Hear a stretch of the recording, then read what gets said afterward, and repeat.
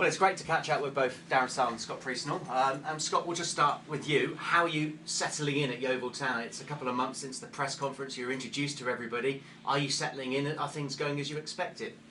No, they're not going as expected. But it's been a. If I'm honest, it's been a tough task. It's coming in to take on a football club that's got a supporter base with high expectations. You know, after a few bad years, it's got an infrastructure of a championship club. So there's been a lot of work to be done, to be honest with you, behind the scenes, and we've unfortunately had to make some cutbacks and get us set up so that we're a high performance, efficient operations unit. So to try and bring everybody into key roles. That's obviously key for the business moving forward. So it's been a really hard 4 weeks for for people within the club and the club moving forward. But it's all been done for the right reasons and for the future of this football club. On a positive note, obviously Darren and the boys have got things right on the pitch, and that's something to be cheerful about. Because Darren, I first met you a couple of days before the Barnet match, and there was lots of talk about takeovers. You didn't really have a full squad. How pleased are you with the way that things have settled since the opening day of the season, and you're doing well on and off the pitch? Easy for you. No, it's unprecedented, really, what we've achieved in terms of recruitment, and we've been fortunate, but it's also come at good time. We've acted very quickly at times, and we've acted in a really sort of sharp and penetrative pace, and because of that we've been able to acquire everyone that really are set out to get, and we've done that within our means, which is the most important thing, and especially for a new owner, for our new owner, is it had to kind of come back into line with actual the realisation of what we are as a club. And I said that on my first interview, we are a National League club, we are a non-league club now. So we don't have to behave like it, but we have to make sure that we are adaptive to that situation. And I think when you take that kind of theory, that's what we've done in terms of our recruitment. We've tried to recruit some really solid people, some very big characters, and they've surpassed my expectations of how quickly we could kind of get it into some sort of winning formula, and they've done fantastically well. And I very much enjoy coming to work every day because there's some really good people in, and the dressing room's a very strong dressing room. So I'm pleased with how it's gone. But unfortunately, the past doesn't really have any sort of effect or any sort of standpoint on our future in terms of winning. Doing our best to challenge. I think the first interview I had was the National League had us down as a mid-table side. I think they said that to Scott when he took over. You'll be about mid-table then. And I remember saying, I think it was in that classic interview in the car where I was singing beautifully. I thought it was a bit harsh to say we were a mid-table side. And I meant what I said. It would have, I never believed we'd be a mid-table side. I still don't. But the pace in which we've progressed has been very good. And the biggest test for me now, or the biggest challenge for me now, is to maintain some sort of standard of that pace, because everyone now expects it, and expectations, as we know in football, can be, for a manager, for a group of players, can be very dangerous, because the atmosphere and everything changes very quickly. So, but no, we're really pleased with our work. It's nice to be settled now. It's nice to have a good relationship with Scott,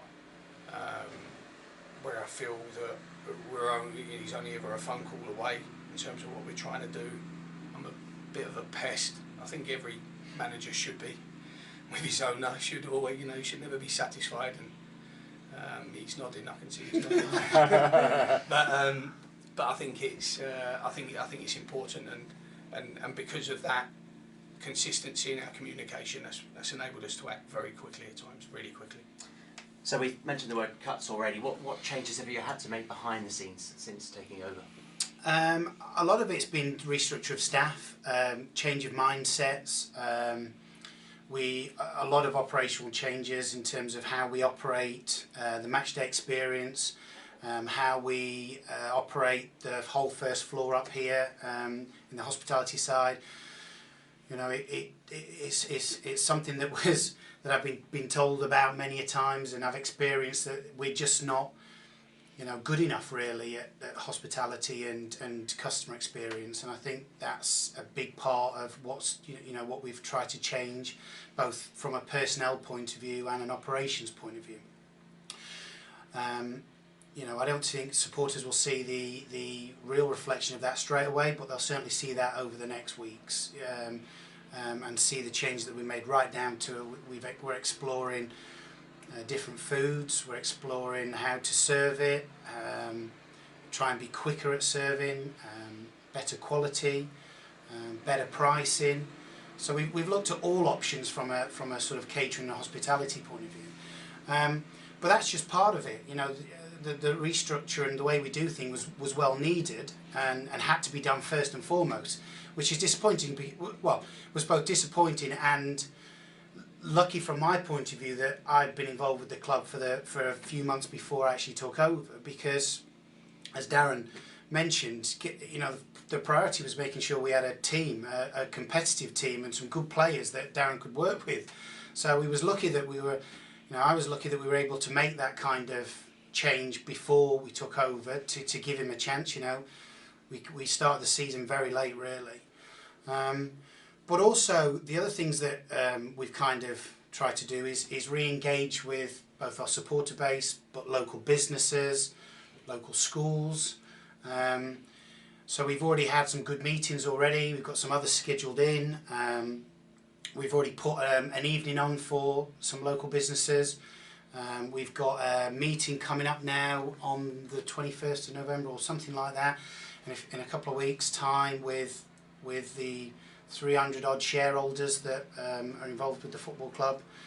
So we're trying to do the right things, but we're also trying to be transparent and open with what we're doing. But there's a lot of change going on, more than, you know, any owner would have hoped or wanted, but changes that were absolutely crucial for the long-term sustainability of this club. And I think one thing that I've been that was really sort of heartfelt and warming to me was the first game that I took over. I think it was Bromley. We get nearly 4,000 people in here. It was absolutely fantastic, and nothing, you know, and I couldn't have hoped for more, to be honest with you.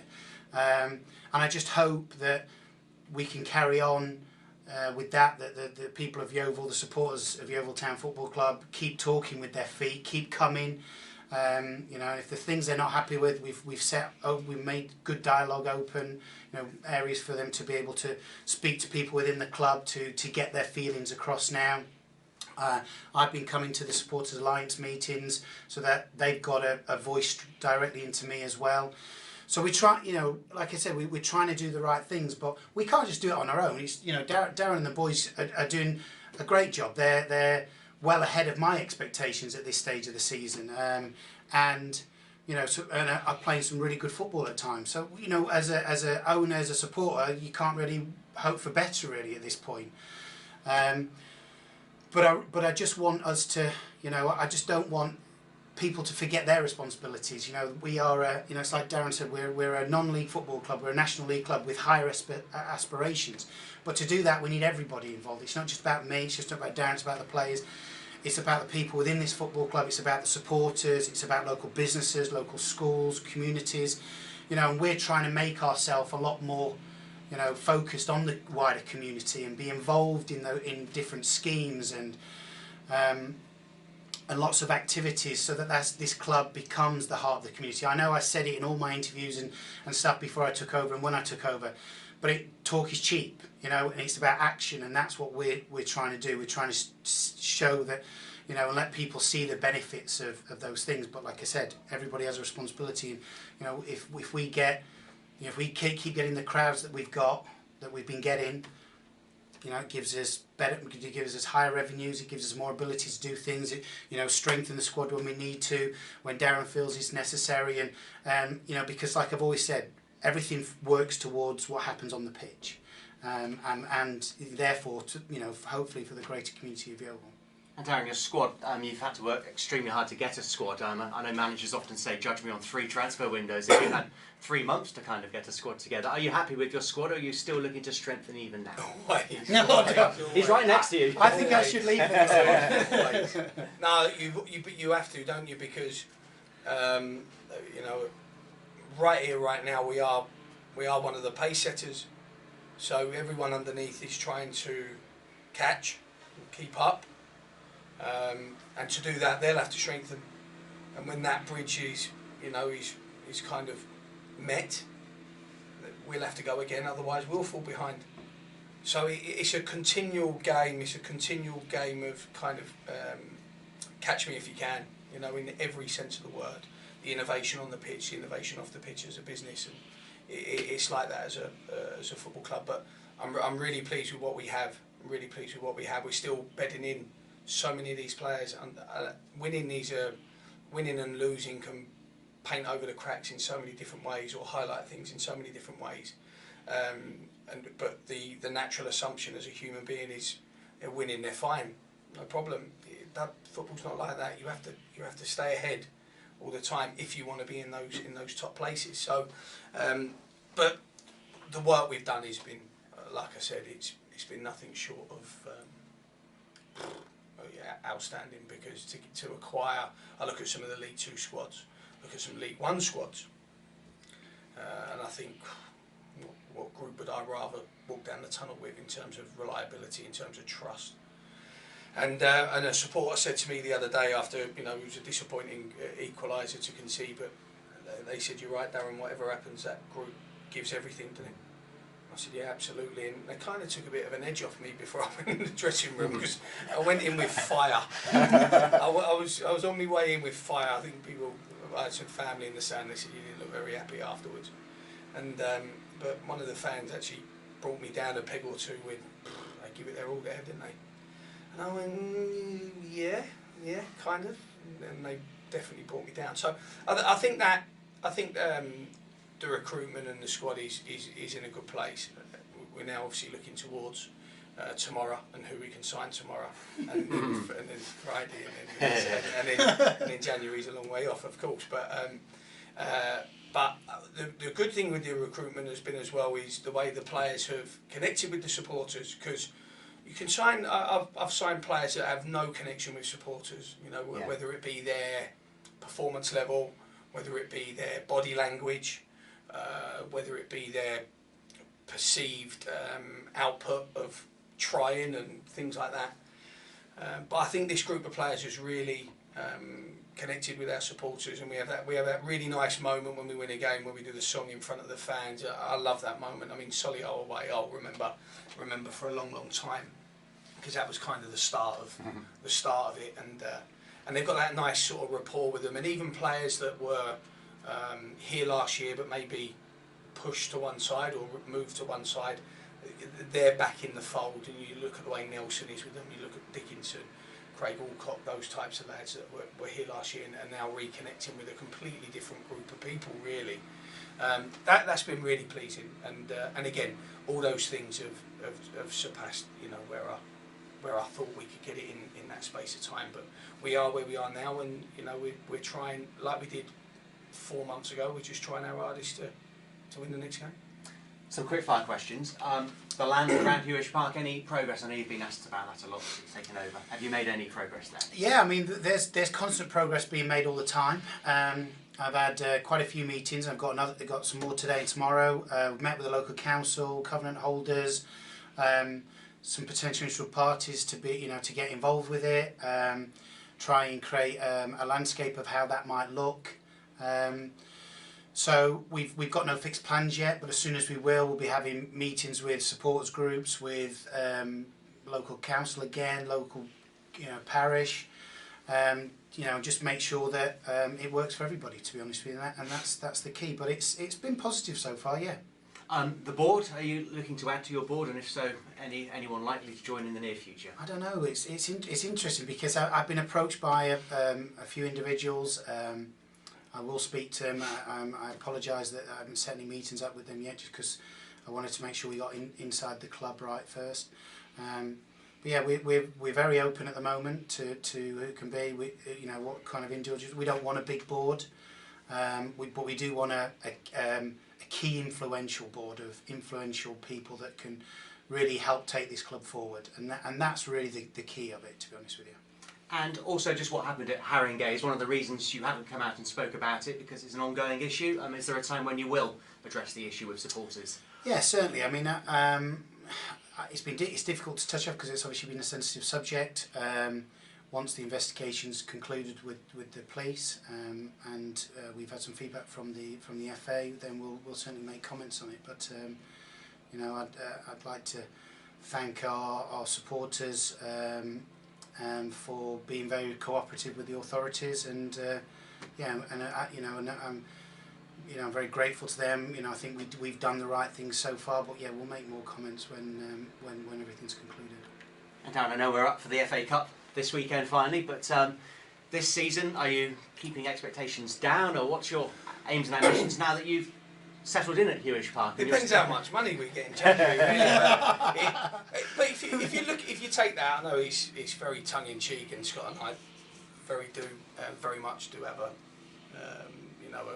that sort of comical side when I'm always asking for something. But if you look at the general sort of nature of the football club and some of the points that Scott's touched on, we desperately need to keep our attendances high. Now, the flip side of that, or the opposite side of the table, fans are going to then say, well, you're going to have to keep winning, and you're going to have to keep playing a certain type of football. Problem is, when you start talking about styles of football and bringing fans in, no one ever really has the same opinion on what good football is. There's not a manual that says this is good and this is bad. It's subjective, like most things in football. So we must keep developing our supporter base to drive this club. Everything is about how many people turn up on a Saturday, how many people come and watch this football team play. And there are lots of things that I have to do, and there's lots of things Scott has to do, and the infrastructure of the club to drive that. But that will be the be-all and end-all of what we do. If we have a group of players by the end of the season that are above the standard of the National League, and they've been well managed, I'm not saying they're going to be, but they've been well managed. We've rested when we should have done. We've managed their mentalities, their state of mind, their physical performance, blah, blah, blah, blah, blah. Then we should think of ourselves as being a contender for this league. 100%, absolutely.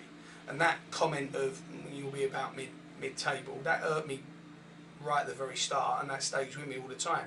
That's the expectation. I remember the first time we was on BT Sport, first thing they said was, one of the commentators, one of the ex-players, said Yeovil were average, weren't they? I remember that comment, and that comment, along with mid-table, that stays with a football coach or a football manager, because they're talking about your team. They're talking about what you do most hours of the day. They're talking about what the time you spend away from your family and all the bits that go along with being a football manager. So they resonate with me, they stay with me, and they keep me motivated to make sure that we challenge as high as we can.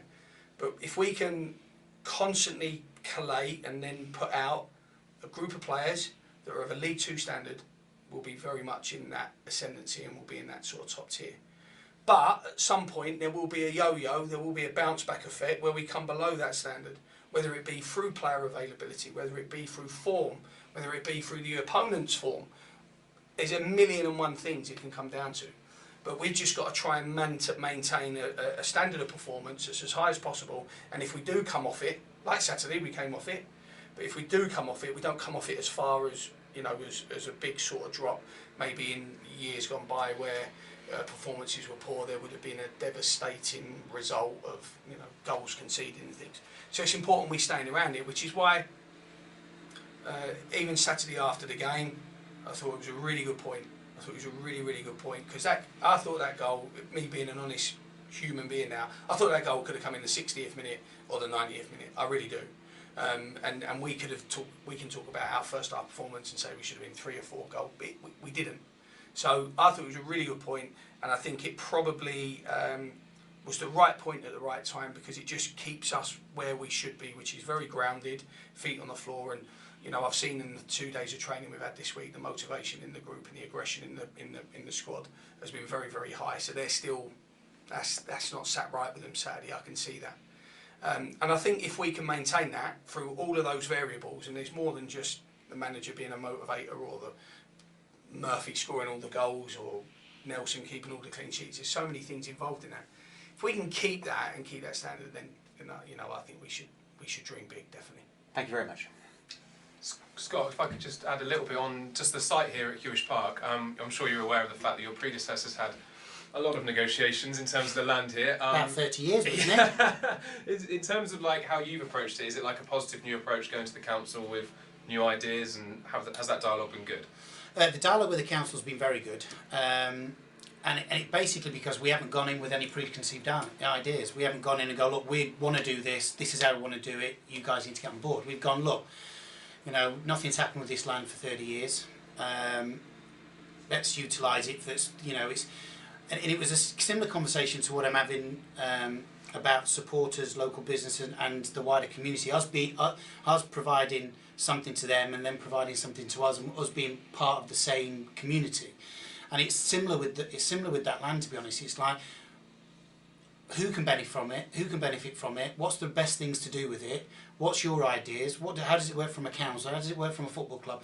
And fundamentally, from my perspective, I want something that has a benefit to the football club on a short, mid and long term, and that's, you know, and if we can't do that, we won't do anything, because we're not just going to do something for no reason. We want to do things that are right for this football club. It's like when I came in and you restructure the club. Yes, it's hard, it's very emotional, but it's the right thing for the longevity of this football club, and that's the key thing. Well, I always said that when I come in, I came into the football club. It's about providing a Yeovil town for hundreds of years to come, for everybody's generations. It's not just about the here and now. Yes, the here and now is important because, you know, we want the best team we can get. We want to be successful on and off the pitch, and the land forms part of that strategy. And have we got the right strategy for it? No. Are we close? We're closer than we were 4 weeks ago, and we've had some really, really good conversations with the key people involved in the land. So hopefully over the next 4 weeks or the next 8 weeks, you know, we'll be able to start putting a plan together and get to the point where we can start looking at some drawings, or we can start putting some, you know, commercial strategies together, or start putting the funding together, which, you know, is something I've already started to look at and think about how, if we do that, you know, where's the money coming from? Is it us? Is it external? Is it a partnership? You know, there's so many different factors. And we're considering them all, because at the end of the day, it's not about me specifically, it's about the club as a whole. And it is a 30-year-old stadium, as you say, and there are certain aspects that maybe... It's only 24-year-olds. But I mean, in terms of like, there are certain aspects that the fans aren't happy with, and perhaps a little dated. In an ideal world, what do you envision for the future of the stadium? Well, I would just like to take a step back from there and go, look, priorities. You know, at the moment, we've got a fantastic stadium for the level of football we're at. You know, you go to a lot of away games, our stadium is right up there with the teams that we play against. Mm-hmm. Yes, of course we need to make improvements to the stadium, but we've got to look at priorities first. Priorities are things like, you know, making sure our finances are right, that we've got the right people in the right positions, that we are generating enough money we're generating and bringing in enough money to fund a successful football team. So they're the priorities at the moment. But yes, of course, you know, as part of the Land and Develop, we've looked at how can we, you know, improve the stadium. But I want to improve the match day experience first before we start getting into huge projects. Because, you know, if we go, all right, we're going to do some development, it's going to cost £500,000. Well, you know, I'd rather us do that in Division 2. You know, when our revenues are higher, and, you know, we've already got out of what is probably one of the most difficult leagues to get out of. So it's about priorities, but, you know, it's on our radar. You know, we want to make the facilities the best we can do, and we've already got some ideas as part of that we've talked to the council about redeveloping, you know, a stand, whether it's a community stand, you know, whether it's some kind of other alternative activities or something like that. My philosophy is to create a 7-day-a-week operation in this stadium, and that's and that's what I'm working towards. So all the conversations I'm having with key individuals relating to the land all revolves around how do we create a business that works 7 days a week, that's got support by the community and the local people and the council and key individuals, and how can that benefit Yeovil Town Football Club for the future. Perfect. Thanks, Scott.